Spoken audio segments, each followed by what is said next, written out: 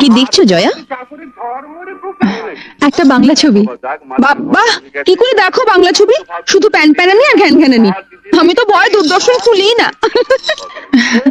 আমি তো আবার কলকাতা দূরদর্শন ছাড়া কিছু দেখি না। তোমার বাপের বাড়িতে টিভি আছে?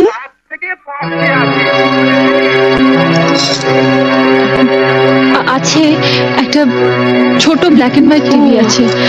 আসলে আমাদের কেবল কানেকশন নেই তো, তাই ওই কলকাতা দূরদর্শনের প্রোগ্রাম দেখতে দেখতেই অভ্যস্ত হয়ে গেছি। এবার অভ্যেসটা বদলাও। ওটা বন্ধ করো আর কেবল টিভি দেখো। এখন আমরাও তো দেখবো। একটা দারুণ হিন্দি ছবি আছে। কি ছবি? হাম আপকে হ্যায় কৌন। ও, ওই ছবিটা তো কয়েকদিন আগেই দেখিয়েছিল, দেখোনি? দেখবো না কেন, দেখেছিলাম। কিন্তু ও ছবি যতবারই দেখো পুরনো হয় না। আর মাধুরী দীক্ষিতকে দেখে তো মন আর ভরে না, তাই না দিদি? যা বলেছিস। কিন্তু মাধুরীকে নিয়ে ওসব কথা তো ছেলেরা বলে। মেয়েরাও বলে। তবে তুমি অবশ্য বলবে না, তার কারণ তুমি তো নিজেকে মাধুরীর থেকেও সুন্দরী ভাবো। আমি ভাবি না মেজদি, তবে আমি জানি আমি কি। একেবারে পাতে দেওয়া যায় না এমন হতকুচ্ছি তো আমি নই, তাই না? নইলে এই পাড়ায় যাদের বাড়িতে পড়াতে আসতাম তাদের বাড়িতে মা আমাকে দেখেই সঙ্গে সঙ্গে তার ছোট ছেলের বউর জন্য পছন্দ করে ফেলতেন না।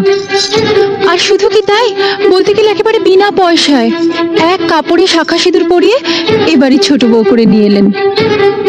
কলকাতা শহরে তো আর মেয়ের অভাব ছিল না। না, তা ছিল না, কিন্তু ছোট ঠাকুর বিয়ের বয়স হয়ে গেছিল। অত সামান্য রোজগারের ছেলের জন্য কোনো অবস্থাপন্ন ঘরের ডানা কাটা পরি তো আর পাওয়া যাবে না, তাই তোমার সঙ্গে বিয়ে দিয়ে দিলেন। বর্দা মেজদার যখন বিয়ে হয়েছিল তখন তো ওনাদের রোজগার খুব ভালোই ছিল, তাই না? ওনারা কি ডানা কাটা পরি পেয়েছেন? আচ্ছা দিদি, কিছু মনে করো না।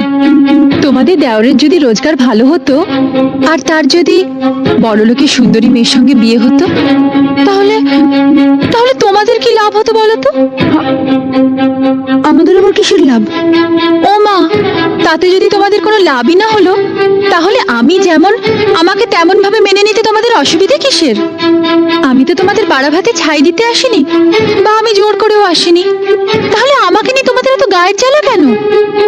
বরং আমার স্বামী যদি বেশি রোজগার করতো আর আমি বড় লোকের মেয়ে হতাম, তাহলে কিন্তু তোমাদের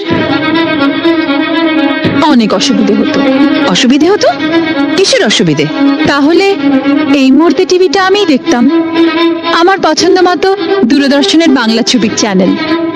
আর তখন তোমাদেরও আমার সঙ্গে বসে বসে ওই বাংলা ছবির প্যান প্যানানি ঘ্যান ঘ্যানানি দেখতে হতো।